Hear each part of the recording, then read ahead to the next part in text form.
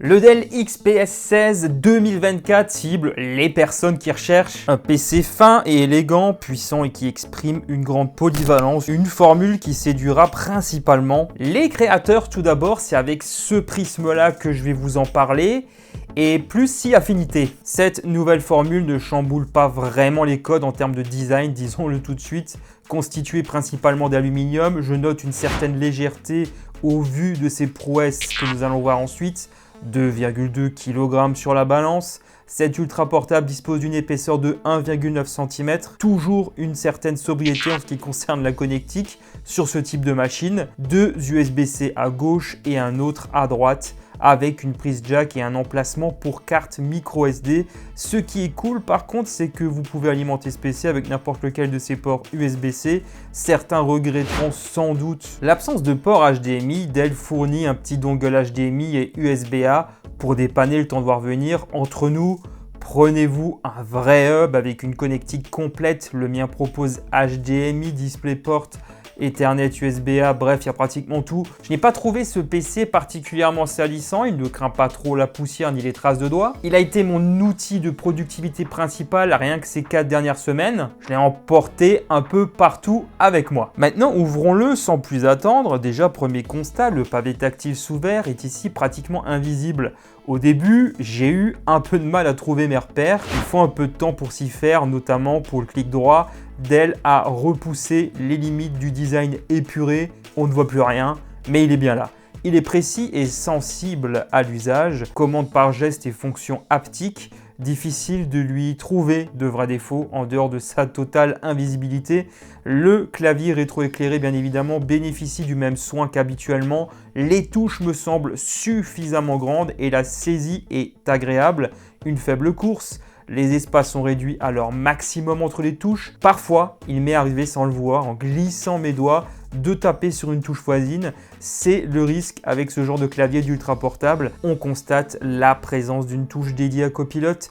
Les touches de raccourci sont tactiles et sont placées en haut du clavier. C'est propre et encore une fois assez épuré. À gauche et à droite de ce clavier, vous remarquez la présence de 2 haut-parleurs. Je vais y revenir un peu plus tard. La dalle sur le modèle que j'ai reçu est excellente. On a 2 choix qui sont proposés sur le site de Dell. Un Full HD+ non tactile et un OLED Ultra HD tactile, anti-reflet et anti-salissure. C'est ce dernier que je vous présente. Les bords sont très fins, j'aime assez l'expérience globale en intérieur et je vais remarquer finalement assez peu de gêne lorsque je travaille avec une baie vitrée derrière moi. L'anti-reflet fait son taf mais montre tout de même certaines limites. Je l'ai aussi utilisé en extérieur et si les reflets ne m'ont pas gêné, on a toujours une certaine limite en ce qui concerne la luminosité. 400 nits sur cet OLED, je trouve que c'est assez insuffisant. À mon goût en tout cas. Autrement, les qualités d'un tel écran ne sont plus à démontrer.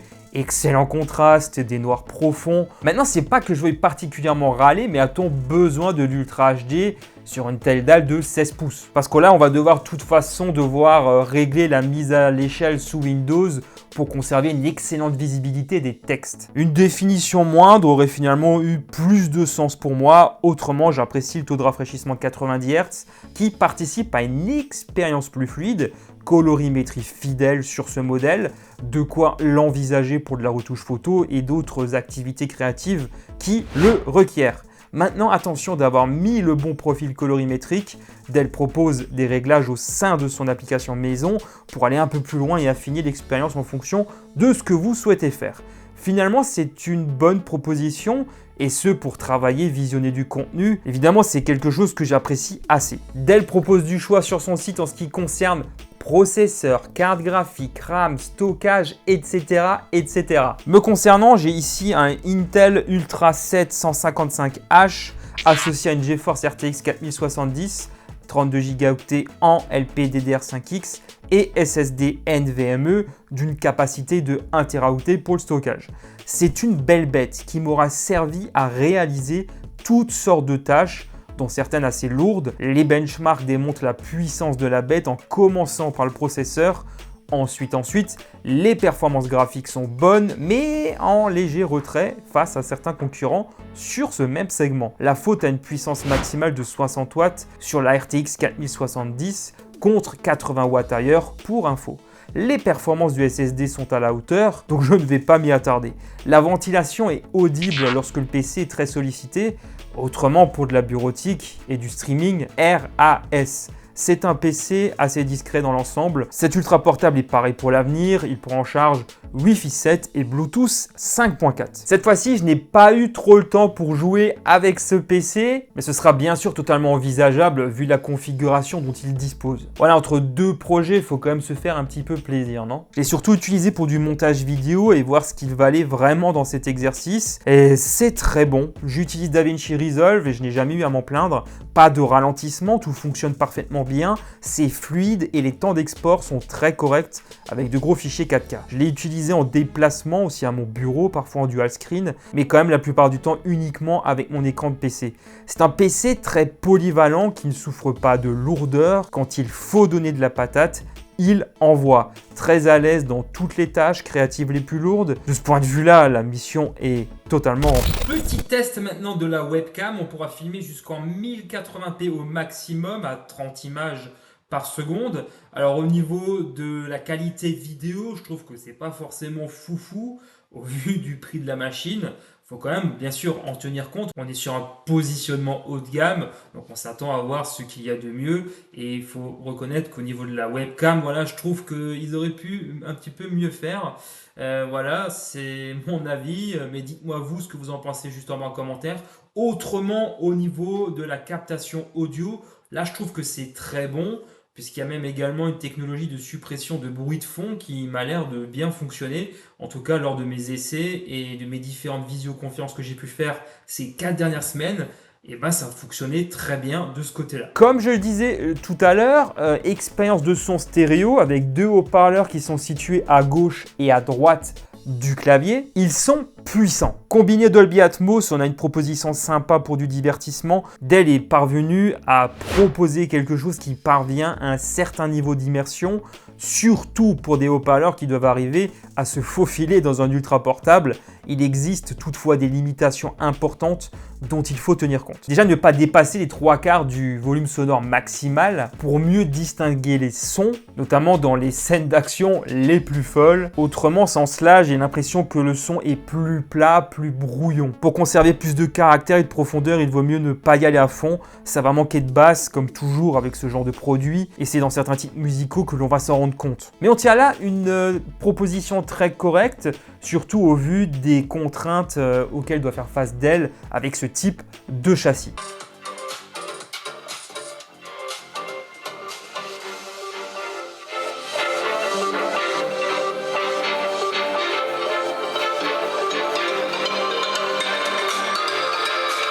L'autonomie est un point essentiel sur ce genre de machine et il ne vaut mieux pas être déçu. Je vais aussi me fier à mes propres activités en utilisant mon hub que j'ai montré juste avant avec mon écran de PC branché, dongle, clavier souris sans fil, l'Ethernet, etc. En utilisation normale sur batterie, pas de mode performance, je perds quand même assez vite de l'autonomie, je vous affiche le résultat précis à l'écran.